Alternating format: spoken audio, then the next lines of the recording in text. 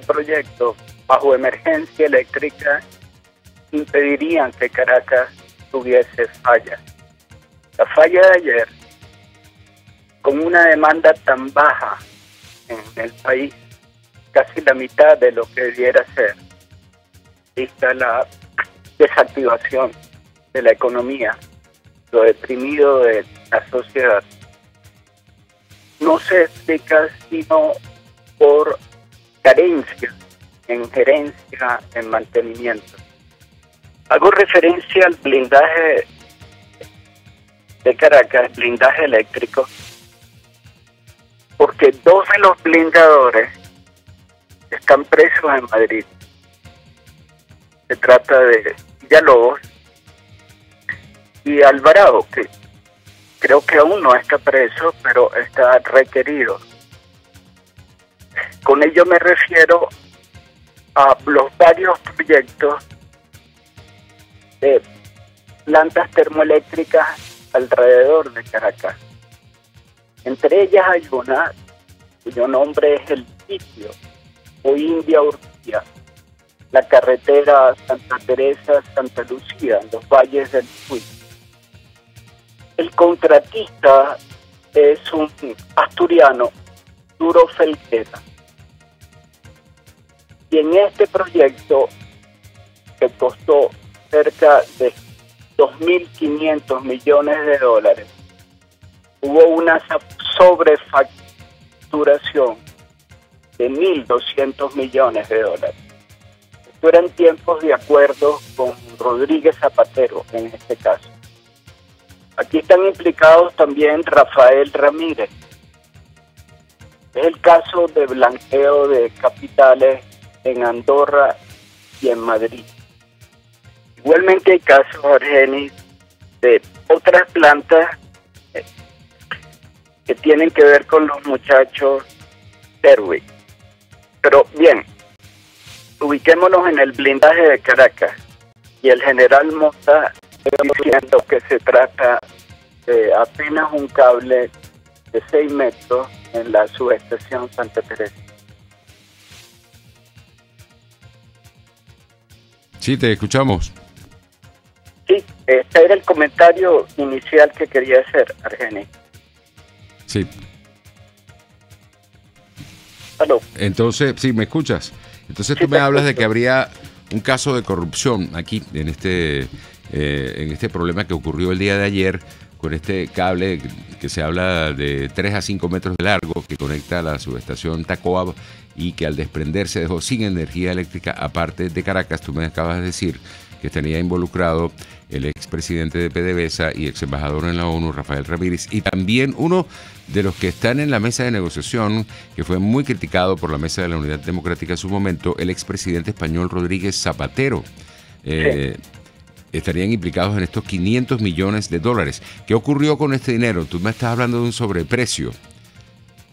Es una sobrefacturación en un proyecto, algo muy usual en tiempos de alta renta petrolera.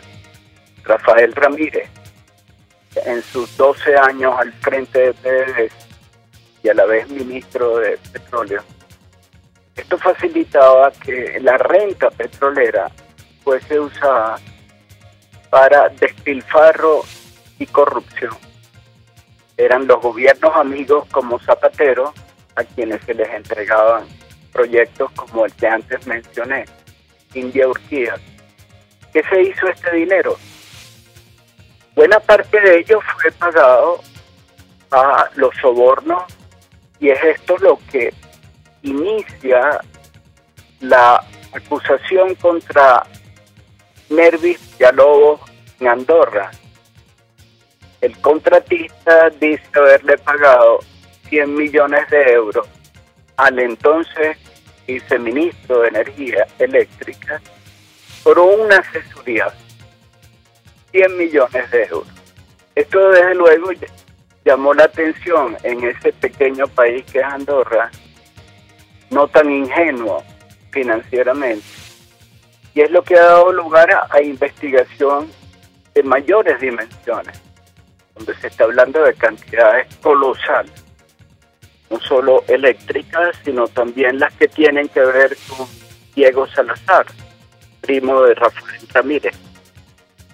De manera que Villalobos, ahora preso, ha comenzado a indiciar a Ramírez y a dar explicaciones de cómo fue posible que se hubiese realizado proyectos eléctricos bajo emergencia eléctrica inducida por Ali Rodríguez, donde las sobrefacturaciones alcanzan a 30.000 millones de dólares.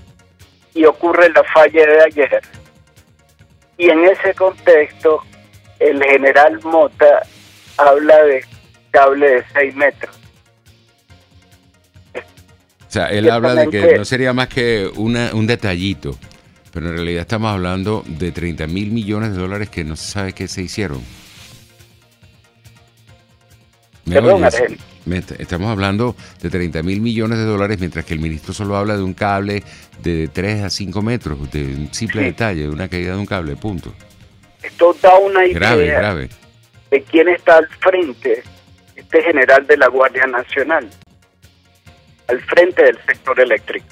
Antes estaba el teniente Jessica, ahora este generalote. Y bueno, un par de él, en términos de general de la Guardia Nacional, está ahora al frente de la industria petrolera, que está arruinada, igual que la eléctrica.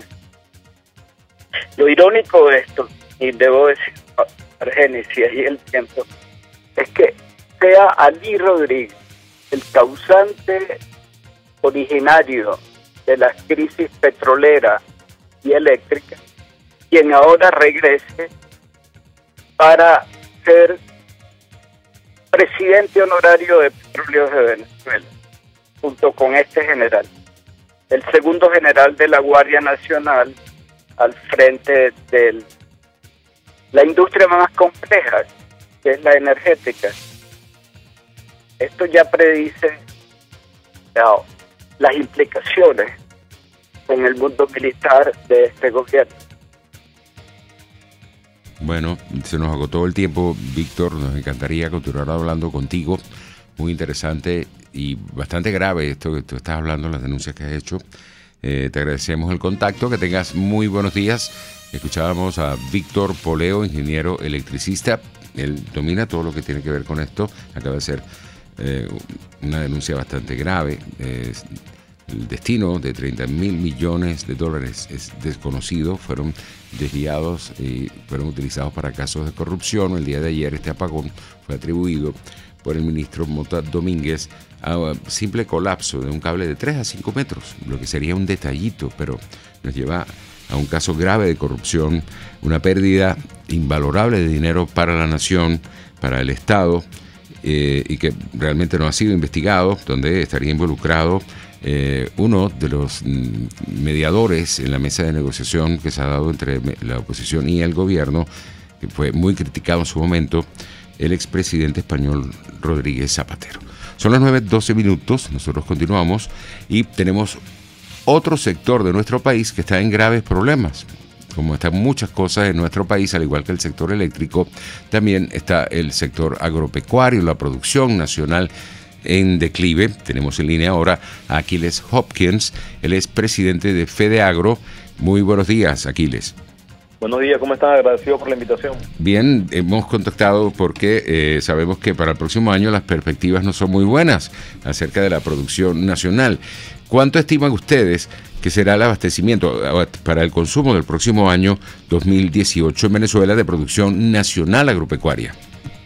Miren, en este año 2017 hemos estimado que estamos abasteciendo el 30% del consumo nacional. Esta es la razón fundamental de la terrible escasez y desabastecimiento de alimentos que estamos enfrentando. El país solo produce 1/3 de lo que come. Para ponerlo gráfico para los radioescuchas, con producción nacional, de cada 3 días que usted come, solamente le podemos garantizar un día de comida. O de cada 3 comidas que usted hace al día, pues solo le garantizamos una de las comidas. Usted va a comer las otras 2 veces al día o los otros 2 días de la semana, solo si el Estado venezolano importa el déficit de producción.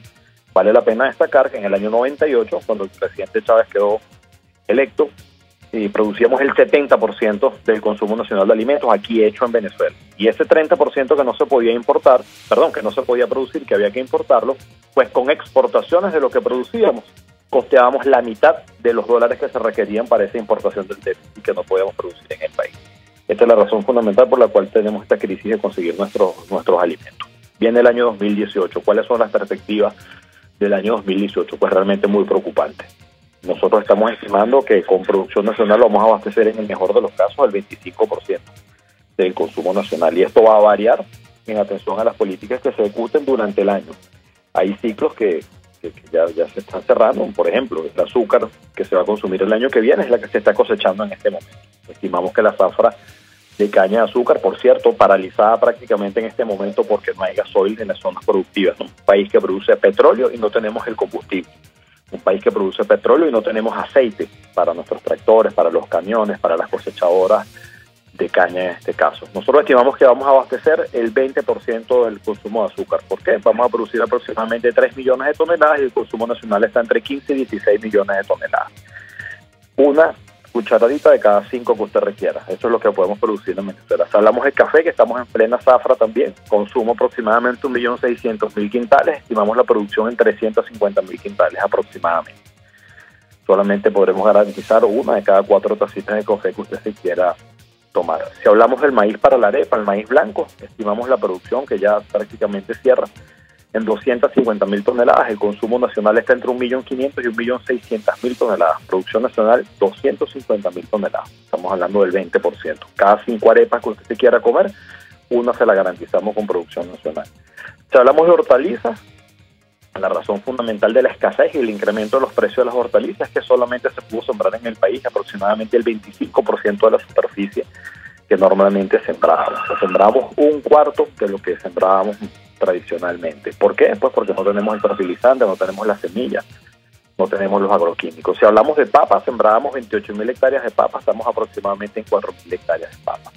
Bueno, esto da un panorama de que para el año 2018, como te dije al principio de la conversación, vamos a abastecer aproximadamente el 20% del consumo nacional. Y quiero dejar algo aquí bien claro, disculpa que me extienda. Ayer o antes de ayer vimos en un Twitter oficial del Ministerio de Agricultura y Tierras, Ministerio para el Poder Popular de Agricultura y Tierras, donde ellos mismos reflejaban que se habían sembrado 650.000 hectáreas de cereales y que a este momento se habían cosechado 350.000. Bueno, debo referir 2 cosas allí. 650.000 hectáreas de cereales se han debido sembrar solo de maíz. Cereal también es el arroz, cereal también es el sorgo. Eso denota el fracaso del año agrícola. Y cuando dice que se han cosechado 357.000 hectáreas, pues hay algo que llama poderosamente la atención, porque el año se está acabando y los cereales que se produjeron este año ya prácticamente se cosecharon todos. Entonces ahí hay algo que no concuerda. Es decir, o se perdió parte de la superficie sembrada o esa no es la superficie sembrada. Nuestra opinión, el análisis, la estimación de FEAGRO es que aquí se sembraron 326.000 hectáreas de maíz, 130.000 hectáreas de arroz y en unos 30.000 hectáreas de sorgo. Eso es todo lo que se sembró en Venezuela. No llegamos ni siquiera a 500.000 hectáreas total de cereales. Y eso sí de alguna manera concuerda con lo que ellos dicen que ya se cosechó. ¿Qué hay que entender de esto? Bueno, lo que hay que entender de esto es que se está errando el camino.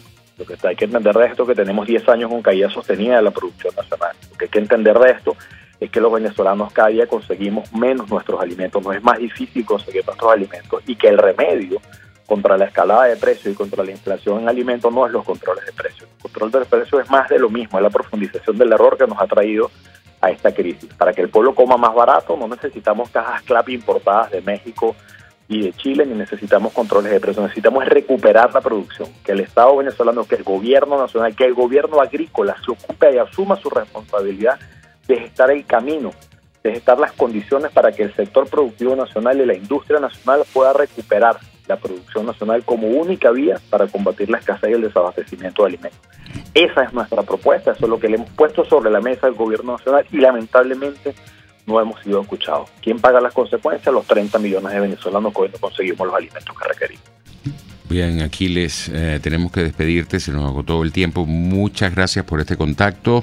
Era Aquiles Hopkins, él es presidente de FEDEAGRO, presentando la situación tan compleja que vive el sector agropecuario, que termina afectándonos a todos en Venezuela al no haber producción en nuestro país, o muy por debajo de las necesidades que nosotros tenemos, pudiendo producir todos estos rubros en nuestro país, no se está haciendo. Ya es tiempo de ir a publicidad. Al regreso tenemos más informaciones.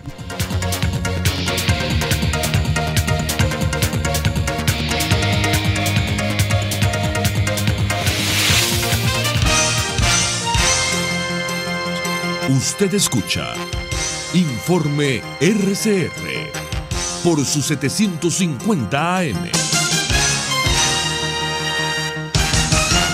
Son las 9:18. Es la hora de aprovechar el tiempo para realizar tus operaciones con la banca electrónica Banesco. Fácil no, muy fácil. Banesco contigo.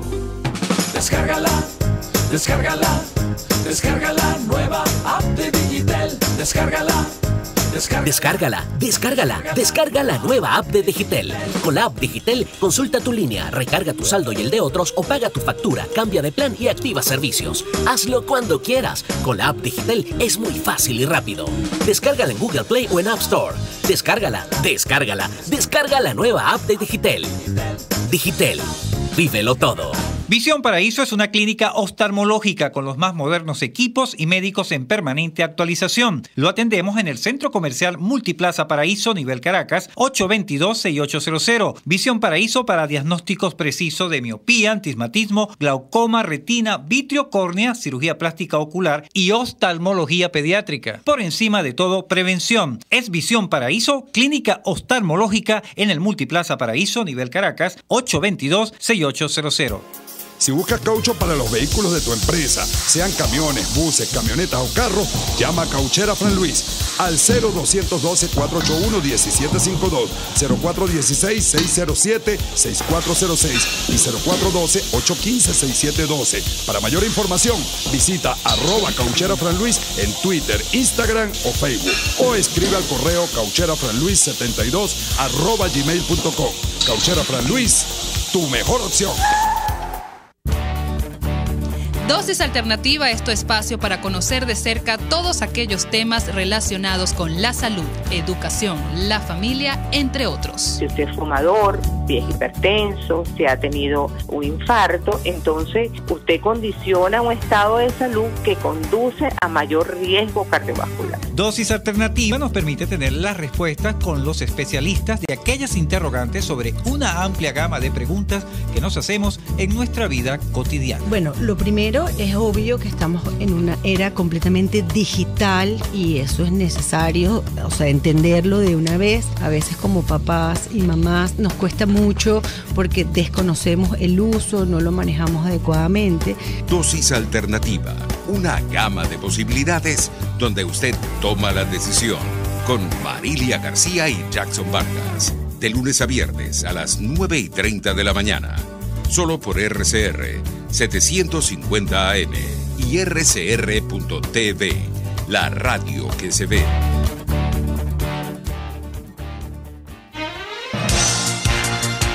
Les estamos presentando Informe RCR, el compacto informativo de esta hora, solo por RCR 750 AM.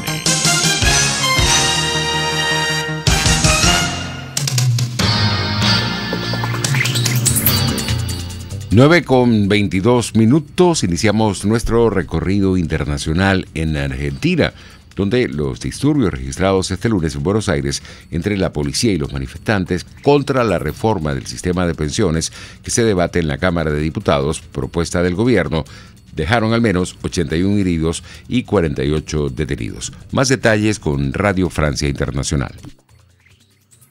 Cacerolas. Y es quizás lo más importante de lo que ocurrió alrededor del voto de la reforma provisional, porque la cacerola es el instrumento, sino el arma de la protesta de la clase media argentina. Y esta noche, mientras el Parlamento debatía, hubo cacerolazos en todos los barrios de Buenos Aires, frente al Palacio Legislativo y en las grandes ciudades del país.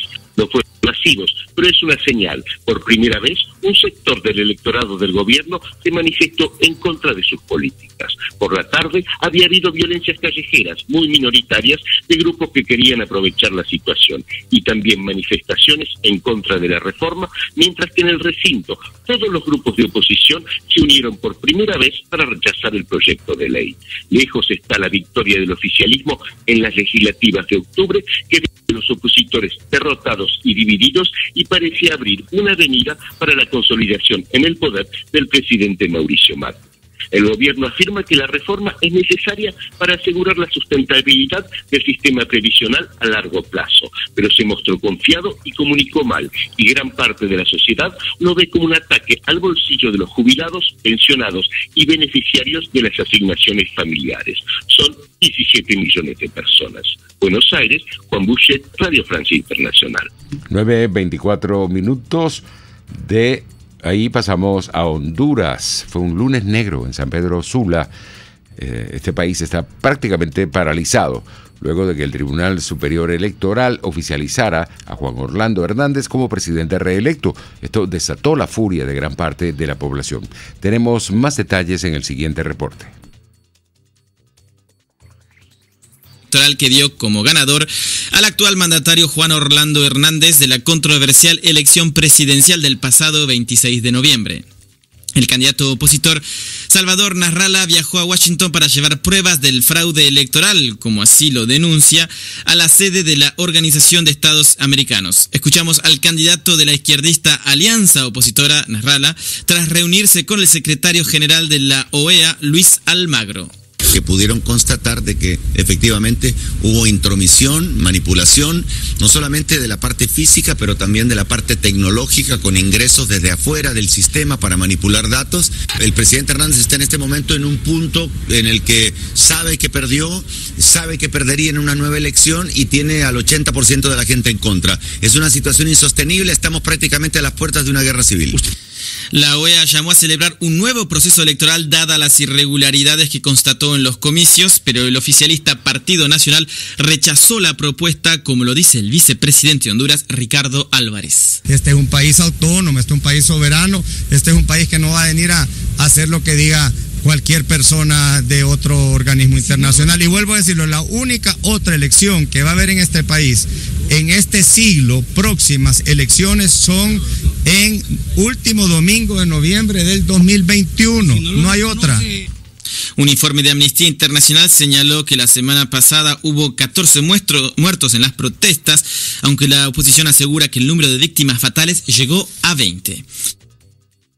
9:26 minutos, continuamos nuestro recorrido internacional y pasamos a España. El último debate antes de las elecciones catalanas de este jueves reflejó anoche el enquistamiento y las diferencias entre el bloque independentista y el constitucionalista y apenas dejó espacio para que afloren posibilidades de pacto.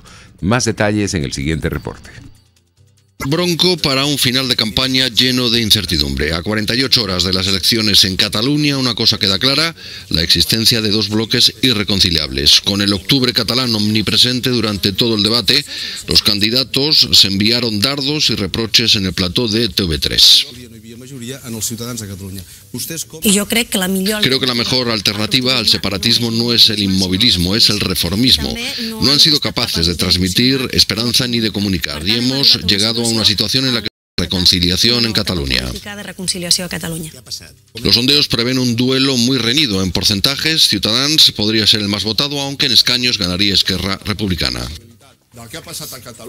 El Estado español es alérgico a la democracia. Tiene tanta alergia ahora como durante el 1 de octubre y eso altera completamente las reglas del juego. No respetan las reglas del juego democrático, lo que ha impedido que Oriol Junqueras esté aquí hoy. La gran pregunta es si las urnas dejarán una mayoría clara, y no hay respuesta simple. Tanto una alianza de independentistas como de constitucionalistas podría alcanzar la barrera de 68 escaños, pero dependerá de múltiples factores. 9:27 minutos. Estados Unidos vetó este lunes un proyecto de resolución de la ONU que rechazaba la decisión unilateral de Donald Trump de reconocer a Jerusalén como capital de Israel, cuya aprobación por sus 14 socios del Consejo de Seguridad representa un desaire para Washington. Más en el siguiente reporte. Aislado en la ONU. Washington ha vetado una resolución que pretendía proteger el consenso internacional sobre Jerusalén. El borrador, propuesto por Egipto, sin mencionar la reciente decisión de Trump, rechazaba el establecimiento de legaciones diplomáticas en la Ciudad Santa y decisiones unilaterales que intenten modificar su estatus. Lo que hemos presenciado hoy aquí en el Consejo de Seguridad es un insulto que no será olvidado. Es un ejemplo más de la ONU haciendo más mal que bien al afrontar el conflicto palestino-israelí. El primer ministro israelí, Benjamin Netanyahu, ha saludado el veto estadounidense y en plena festividad judía de Hanukkah ha dicho de la embajadora Haley que ha hablado como un macabeo al encender una vela de verdad para desterrar la oscuridad y la mentira.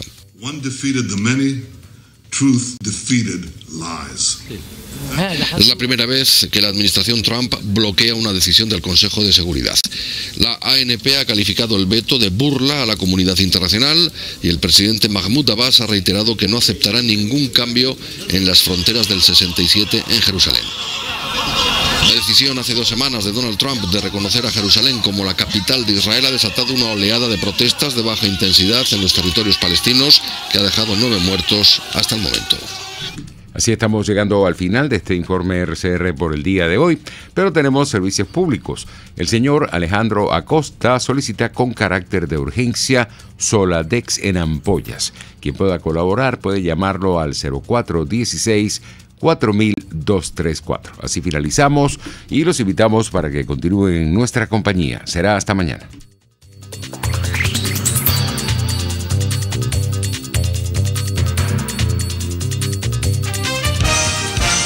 Hasta aquí este compacto noticioso.